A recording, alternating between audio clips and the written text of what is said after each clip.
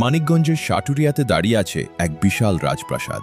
৫.৫ acre জমির ওপর দাঁড়িয়ে থাকা এই প্রাসাদটির সামনে আসলে আপনার মনে হবে আপনি বাংলাদেশ নয়, বরং ইউরোপের কোনো প্রাচীন রাজকীয় নগরে চলে এসেছেন।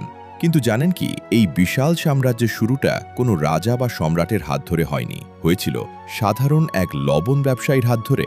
আজ আমরা জানব বালিয়াটি জমিদার বাড়ির সেই গৌরবময় এবং রহস্য ঘেরা ইতিহাস। ১৮ শতকের মাঝামাঝি সময়ে গোবিন্দ রাম সাহা নামের এক সাধারণ ব্যবসায়ী এখানে লবণের ব্যবসা শুরু করেন।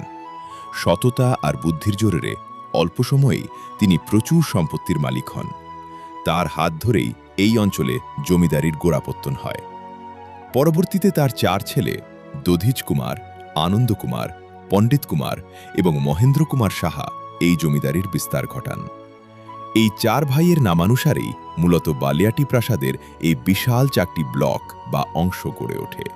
বালিয়াটি প্রাসাদের মূল আকর্ষণ হল এর স্থাপত্যশৈলী। পুরো কমপ্লেক্সে ছোট বড় মিলিয়ে মোট ৭টি রাজকীয় ভবন রয়েছে, যাতে রয়েছে প্রায় ২০০টিরও বেশি কক্ষ। ভবনগুলোর সামনের দিকে তাকালে গ্রিক বা রোমান স্থাপত্যের প্রভাব স্পষ্ট চোখে পড়ে।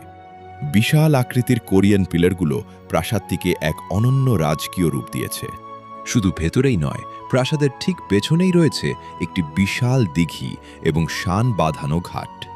তখনকার সময়ে জমিদার বাড়ির নারীরা যাতে লোকচক্ষুর আড়ালে জল গেলি বা স্নান করতে পারেন, সেজন্যই তৈরি করা হয়েছিল এই সুউচ্চ দেয়াল ঘেরা দিঘি। জমিদার বাড়ির ঠিক মাঝখানের ভবনটিকে বলা হতো রং মহল।